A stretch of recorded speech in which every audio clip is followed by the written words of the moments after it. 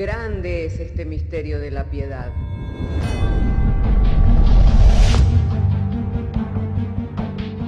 Si se destruyeran los fundamentos, ¿qué ha de hacer el justo? Porque con un solo sacrificio hizo perfecto para siempre a los santificados. Justificados por la fe, tenemos paz para con Dios.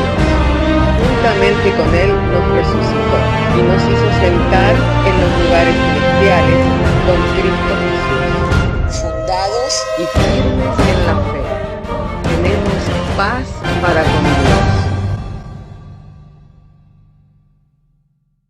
Bienaventurados los pobres en espíritu, porque de ellos es el reino de los cielos. Bienaventurados los que lloran, porque ellos recibirán consolación. Bienaventurados los mansos, porque ellos recibirán la tierra por heredad. Bienaventurados los que tienen hambre y sed de justicia, porque ellos serán saciados. Bienaventurados los misericordiosos, porque ellos alcanzarán misericordia. Bienaventurados los de limpio corazón, porque ellos verán a Dios. Bienaventurados los pacificadores, porque ellos serán llamados hijos de Dios. Bienaventurados los que padecen persecución por causa de la justicia, porque de ellos es el reino de los cielos. Bienaventurados sois cuando por mi causa os vituperen y os persigan, y digan toda clase de mal contra vosotros mintiendo. Gozaos y alegraos, porque vuestro galardón es grande en los cielos.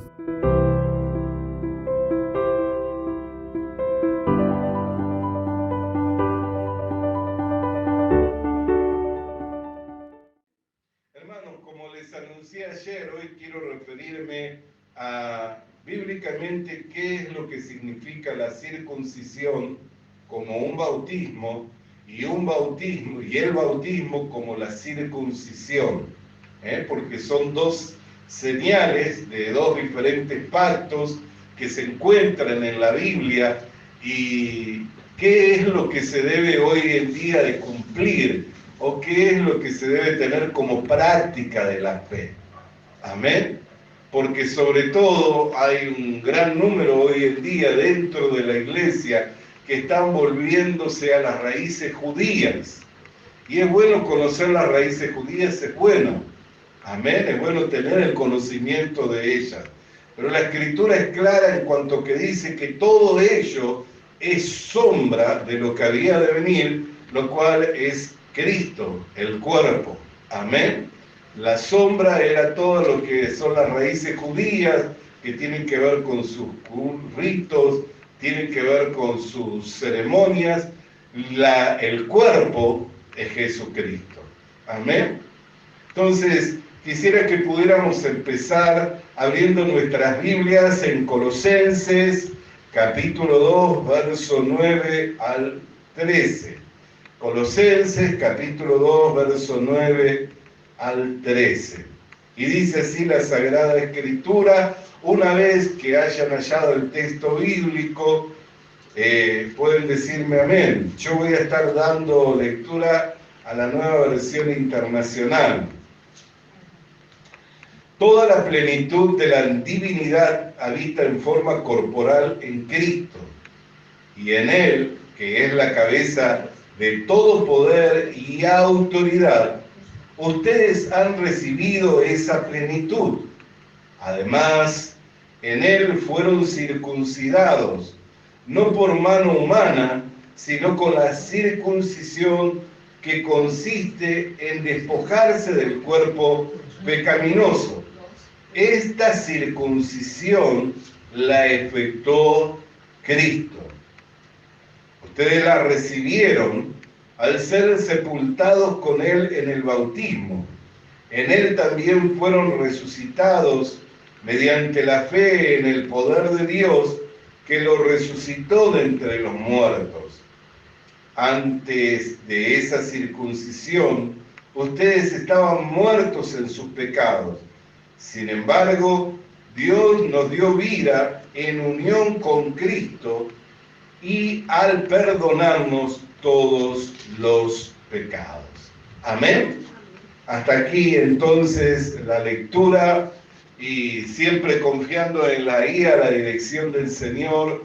Oramos en favor de esa guía. Padre, hemos traído la lectura de las Sagradas Escrituras y en nosotros, Señor, se encuentra la confianza que cuando abrimos las Escrituras y exponemos el texto bíblico, es el milagro en donde tú, Señor, nos ministras mediante el poder, bajo la unción del Espíritu Santo, con toda gracia, con toda sabiduría, con todo entendimiento, dado mediante la fe al oír tu palabra, dándote gracias por la obra del Evangelio, por la obra de Jesucristo, en el nombre de Jesús. Amén.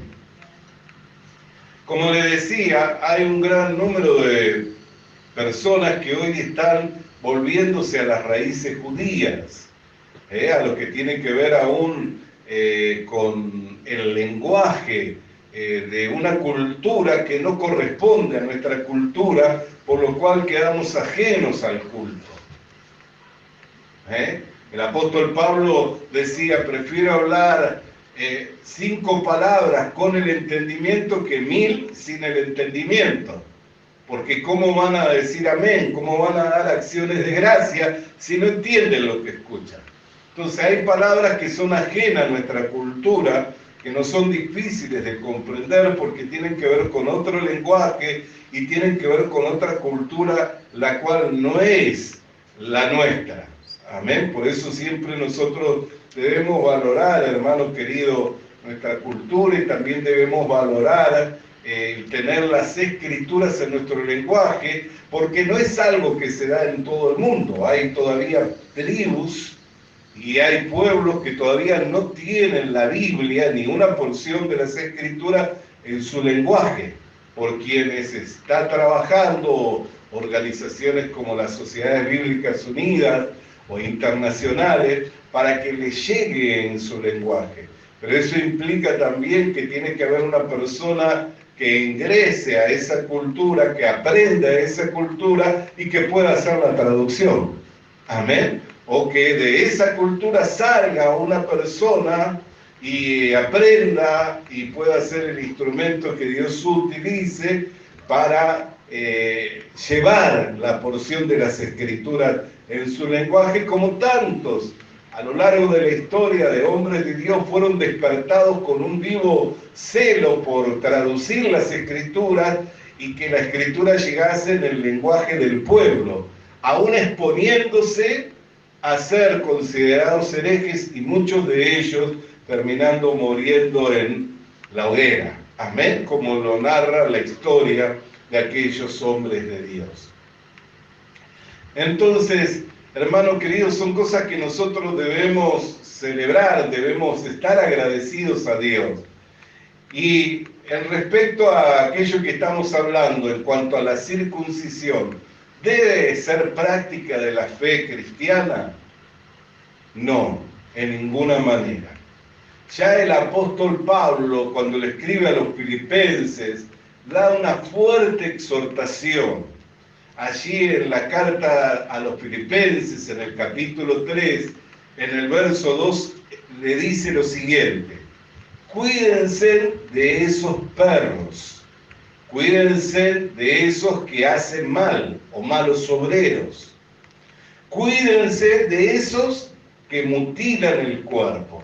Y en el verso 3 dice: porque la circuncisión somos nosotros, los que por medio del Espíritu de Dios nos enorgullecemos en Cristo Jesús y no ponemos nuestra confianza en nuestro esfuerzo humano. La circuncisión somos nosotros, los que en espíritu servimos a Dios y nos enorgullecemos en Cristo Jesús y no ponemos nuestra confianza en esfuerzo humano. Entonces, ¿de quién habla como perros, como malos obreros, como mutiladores del cuerpo? De aquellos que enseñaban la necesidad de practicar la circuncisión para ser parte del pueblo de Dios. Para que pudieran llegar a ser parte del pueblo de Dios según los ritos, según la ley mosaica, debían ser circuncidados. los varones. Y todo el que no era circuncidado, por tanto, era anatema, o sea, era maldito, no era parte del pueblo de Dios. Por eso ellos tenían un fuerte concepto de sí mismos, diciendo, nosotros no somos malditos. ¿Por qué? Porque somos hijos de Abraham. ¿Por dónde ellos se veían como hijos de Abraham? Por medio de la circuncisión, porque el pacto de la circuncisión le fue dado a Abraham. Y también se apoyaban en ¿quién? En Moisés, quien ratificó también ese pacto por medio de la ley. Cuando descendió la ley, descendió por medio de Moisés, no por medio de Abraham. Y no abrogó la señal del pacto, como la circuncisión, sino que la reafirmó. Amén. Es más, Séfora le llamó a su marido esposo de sangre. ¿Por qué? Porque cuando Moisés entraba al campamento con sus hijos no circuncidados, dice que la ira de Dios se desató contra los hijos de Moisés. Y Séfora, que entendía que para ser parte de ese campamento, para ser parte de ese pueblo, había que circuncidarlo a los varones, inmediatamente los circuncidó y dice que la ira de Dios se retiró, si no los varones que eran hijos de Moisés iban a morir, los propios hijos de Moisés iban a morir, por eso le llamó esposo de sangre. Amén. Ahora, ¿la iglesia debe tener esta práctica como práctica de fe? No. Puede ser como una práctica de salud. Amén. Por una cuestión de salud, de higiene puede hacerse, pero no como práctica de fe. ¿Por qué? Porque ya Pablo hablaba sobre el valor de ¿qué? De no hacer caso a quienes querían mutilar el cuerpo mediante la circuncisión. Pero no solamente por el acto de la circuncisión, lo cual es doloroso ya para una persona adulta. Amén. Por eso siempre se hace al 8º día de nacer el niño. ¿Por qué? Porque es menos el efecto. Amén. Pero ya una persona adulta es dolorosa, ya lleva por lo menos 7 días recuperarse de esa circuncisión. Entonces, pero no por el hecho de que sea un acto doloroso, sino por lo que implica esto. Y vamos a seguir leyendo la Escritura para que podamos entender qué es lo que implica. Gálatas, capítulo 5, verso 3. Gálatas, carta a los Gálatas, capítulo 5, verso 3. ¿Qué es lo que dice el apóstol Pablo cuando le escribe a los Gálatas? De nuevo declaro que todo el que hace circuncidar, que se hace circuncidar, está obligado a ¿qué? A practicar toda la ley. Todo el que se hace circuncidar está obligado a ¿qué? A practicar toda la ley. Por eso es que hay muchos que hoy en día se consideran porque están conociendo algunas partes de la cultura hebrea, como que vuelven a las raíces, pero ninguno podría ser ni puede ser parte del campamento de Israel si no se circuncida. O sea, ninguna persona que hoy en día use los tefilín, el manto, que hable en hebreo dentro de la iglesia evangélica, me refiero, podría ser parte del campamento de Israel, entrar a formar parte del pueblo de Israel si no se circuncida. ¿Por qué? Porque es maldito. Ahora, la implicancia de circuncidarse, ¿a qué lo lleva? A la obligación de cumplir con toda la ley. Y eso es aún peor. Sigamos leyendo en Gálatas, capítulo 3, verso 10 y 11. Todos los que viven por las obras que demanda la ley están bajo maldición. Todos los que viven por las obras que demanda la ley, hay un solo veredicto: están bajo maldición. Porque está escrito: maldito el que no practique fielmente todo lo que está escrito en el libro de la ley. O sea, el incumplimiento de una de las ordenanzas, tanto de hacer o de no hacer, de guardar o no guardar, le lleva ¿a qué? A hacerse culpable de toda la ley. A hacerse reo de muerte. Por eso dice, todo aquel que vive por las obras que demanda la ley es maldito. Porque no hay ningún hombre que pueda cumplir al pie de la letra la ley divina. La ley divina no fue dada para que se cumpla, sino para que por medio de ella llegara el conocimiento del pecado.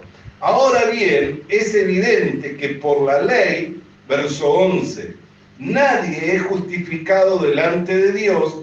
¿Por qué? Porque el justo vivirá por la fe. Ahora bien, es evidente que por la ley, por el guardar las obras que demanda la ley, ninguno puede ser justificado delante de Dios. ¿Por qué? Porque el justo vive por la fe. Entonces, ¿debemos circuncidarnos como un acto de fe, como práctica de fe? No, por la implicancia, por lo que implica. El que se circuncida tiene que guardar toda la ley. Entonces, ¿qué significa la ley? La ley es la señal del antiguo pacto.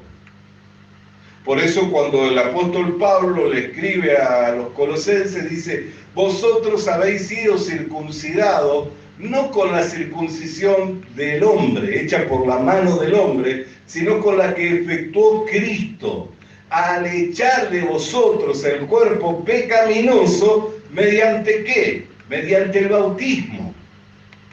Entonces, así como el antiguo pacto tiene una señal que es la circuncisión, el nuevo pacto también tiene una señal, lo cual es el bautismo. La circuncisión corresponde al bautismo del nuevo pacto, y el nuevo pacto, el bautismo del nuevo pacto corresponde a la circuncisión del antiguo pacto. Amén. Es una señal. Y es una práctica de fe. Y así como la circuncisión le daba el poder entrar al campamento de Israel y formar parte del pueblo de Dios, el bautismo para nosotros es una señal del nuevo pacto y también es la unión con Jesucristo. Es la señal del nuevo pacto y también es la unión con Cristo. ¿La iglesia tiene que bautizarse? Sí. Marcos capítulo 16, verso 16 dice, el que cree y sea bautizado será salvo, y el que no cree será condenado. El bautismo no es una condición para la salvación, pero sí es una evidencia de la fe. Amén. Por eso dice, el que cree y sea bautizado será salvo, pero ¿es salvo por bautizarse? No, es salvo por haber creído. Y al haber creído, la fe obró y le llevó a aquella persona que creyó al bautismo, a unirse con Cristo. Y queda tipificado mediante el ingresar a las aguas del bautismo. Amén. Es un hecho que se dio espiritualmente, se dio y también queda tipificado al entrar a las aguas del bautismo. Vamos a verlo con más detenimiento. Abramos nuestras Biblias en Romanos capítulo 6, versos 4 y 5. Y aquí vamos a entender también la diferencia entre el antiguo pacto y el nuevo pacto. Romanos capítulo 6, verso 4 y verso 5 nos dice lo siguiente.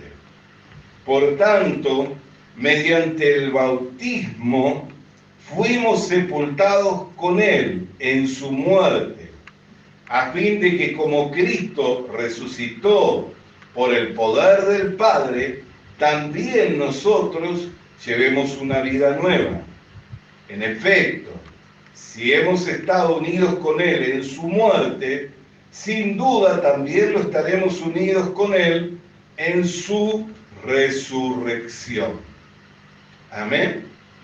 Si hemos estado unidos con Él en su muerte, también lo estamos unidos con Él en su resurrección. La vida cristiana no es la obra del hombre, el trabajo del hombre. La ordenanza de la ley o el cumplimiento de la ley era el trabajo de hombre. Por eso el apóstol Pablo dice: nosotros somos la circuncisión, los que en espíritu servimos a Dios, que nos enorgullecemos en Cristo Jesús y no ponemos la confianza en el esfuerzo humano. Porque ¿en qué consistía el pacto, el antiguo pacto? En el esfuerzo del hombre. El antiguo pacto estaba basado ¿en qué? En el esfuerzo del hombre. El nuevo pacto no tiene por base el esfuerzo que yo haga. No tiene por fundamento mi esfuerzo, sino que tiene por fundamento la obra de Dios. Por eso dice, si estamos unidos con Cristo en su muerte, también lo estamos en su resurrección. Ahora meditemos en este mismo versículo. ¿Y cómo es que nos dice que resucitó Cristo? ¿Por su obra o por la obra del Padre?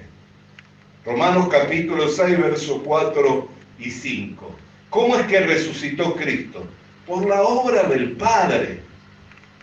Él no resucitó por su obra, no resucitó por su esfuerzo, no resucitó por sí mismo, sino que resucitó por la obra del Padre. El Padre envió de su Espíritu Santo, el cual lo levantó victorioso entre los muertos. ¿Qué hizo Cristo? Encomendar su espíritu a Dios.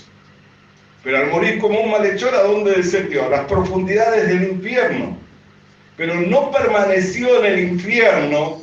¿Por qué? Porque estaba escrito acerca de él que Dios no permitiría, el Padre no permitiría que su Hijo viera corrupción. ¿Está comprendiendo el antiguo pacto y el nuevo pacto? El antiguo pacto tiene que ver con el esfuerzo del hombre.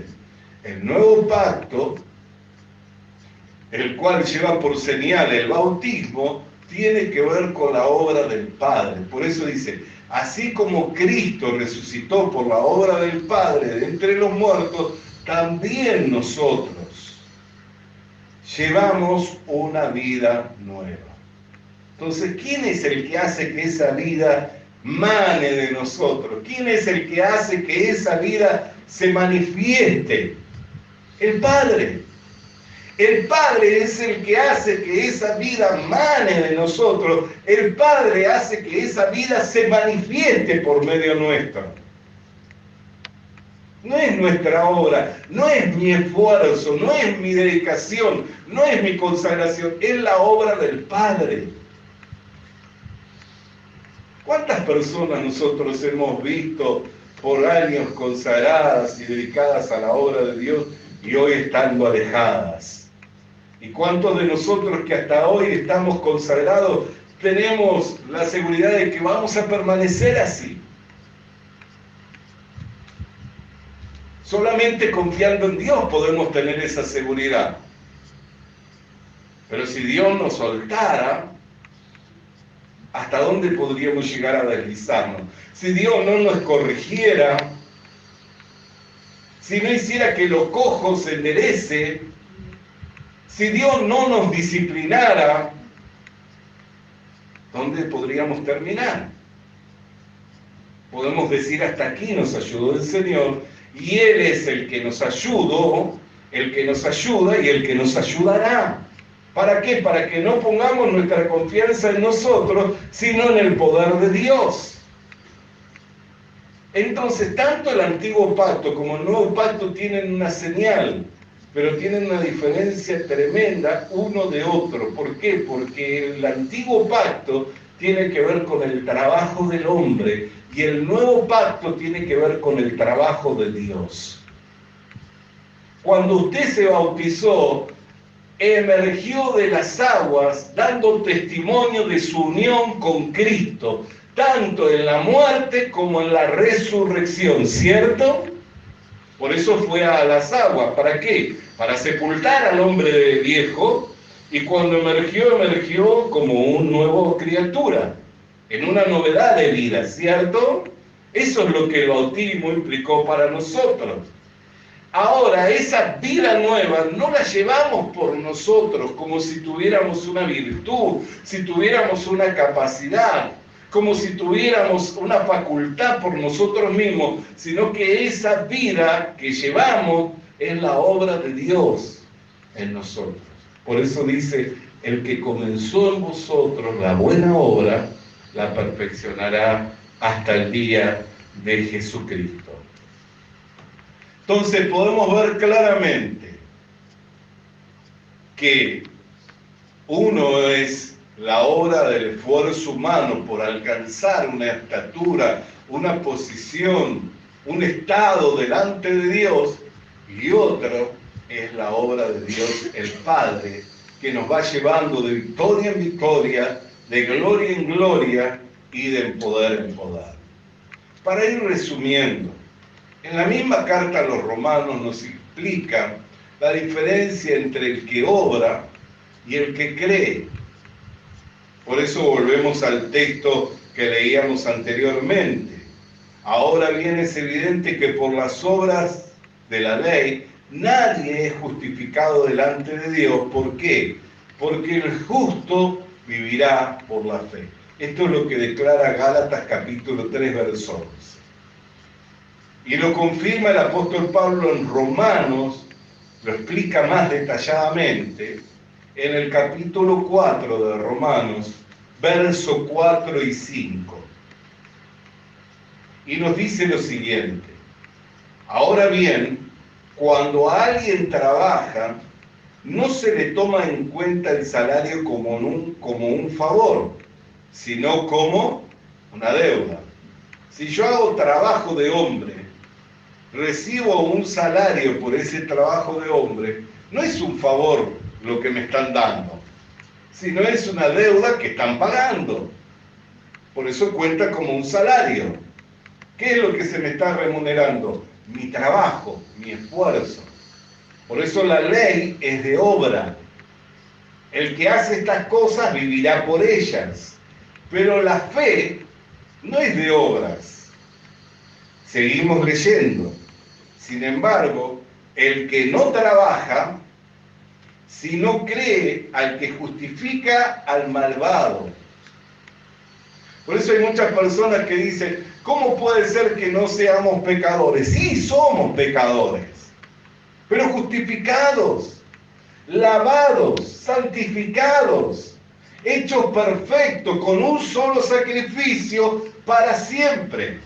Entonces, ¿qué es lo que me dice mi conciencia? Que ya soy un justo hijo de Dios. Si creo a la verdad del Evangelio, mi conciencia me dice que soy un justo hijo de Dios. Amén. Sin embargo, al que no trabaja, o sea que el que es de la fe no es de obras.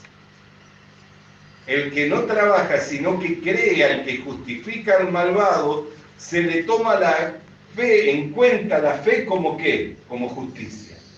Se le toma en cuenta la fe como justicia. Por eso es que el justo vive por la fe. Su fe viene a serle contada por justicia. ¿Por qué cree? Porque cree aquel que justifica al malvado. Entonces, no se trata de qué haga yo para ser santo, no se trata qué hago yo para ser justo, no se trata de cuánto hago yo para ser perfecto, sino se trata de lo que Dios hizo para tener el derecho de llamarme un justo hijo de Dios. ¿Qué es lo que hizo? Cargó sobre el cuerpo de carne de su Hijo unigénito el pecado, condenó al pecado y al pecador en el cuerpo de carne de su Hijo unigénito, Jesucristo, matándole en la cruz del Calvario, saldando la cuenta que nos era contraria por los decretos mismos de la ley, anulándola y declarándonos absueltos, libres de todo cargo y de toda culpa. ¿Está comprendiéndolo? Entonces, nosotros como iglesia no debemos circuncidarnos, porque la circuncisión implica guardar toda la ley. Entonces es un problema tremendo, ya que por las obras de la ley ningún hombre puede ser justificado, ya que bajo las obras de la ley todos son malditos. Debemos bautizarnos, por supuesto, como práctica de fe y como la manifestación de nuestra unión con Cristo, tanto en su muerte como en su resurrección. Pero recordemos, cuando Cristo resucitó, no resucitó por su obra, por su trabajo, sino resucitó por el poder de Dios que le levantó de entre los muertos. Entonces, la vida nueva que nosotros hemos recibido mediante la fe no es el trabajo nuestro, sino que es el trabajo de Dios que nos va llevando de victoria en victoria, de gloria en gloria, de poder en poder, hasta cumplir todo designio y todo propósito de su buena voluntad en nosotros. Lo cual nos da la certeza de que el que comenzó la buena obra la perfeccionará hasta el día del Señor Jesucristo. Amén. Hasta aquí entonces compartimos la palabra del Señor. Oremos. Padre, queremos darte gracias al enviarnos tu palabra. Tú nos esclareces el misterio que estuvo oculto a través del tiempo y de las edades, testificado por la ley, testificado por los profetas, que había de manifestarse en estos días, Señor, para salvación de todo aquel que cree, Señor. Por ello queremos darte gracias, porque te ha complacido el revelarnos a Cristo y por medio de la fe en Él hemos podido ser salvos y rescatados de una vana manera de vivir. En el nombre de Jesús, amén y amén. Alabado y santo sea el nombre del Señor. Hermanos amados, habiendo compartido la palabra de Dios, vamos a estar alabando su nombre.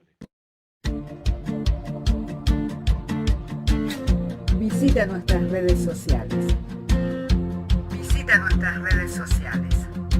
Suscríbete activando la campanita.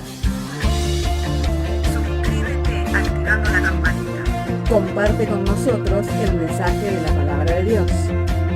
Comparte con nosotros el mensaje de la palabra de Dios.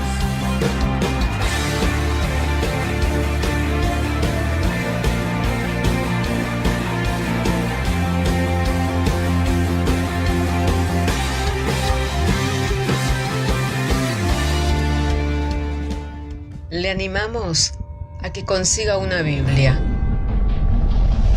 porque en ella encuentra la mente de Dios, el estado del hombre, el camino de salvación, la muerte de los pecadores y la felicidad de los creyentes. Sus doctrinas son santas, sus mandamientos son obligatorios, sus historias son verdad y sus decisiones inalterables. Léala para ser sabio, crea en ella para ser salvo y póngala en práctica para ser santo. Ella contiene luz para guiarle, alimento para reforzarle y consuelo para alentarle. La Biblia es el mapa del viajero, el bastón del peregrino, la brújula del piloto, la espada del soldado y la carta del cristiano. Le animamos a que consiga una Biblia,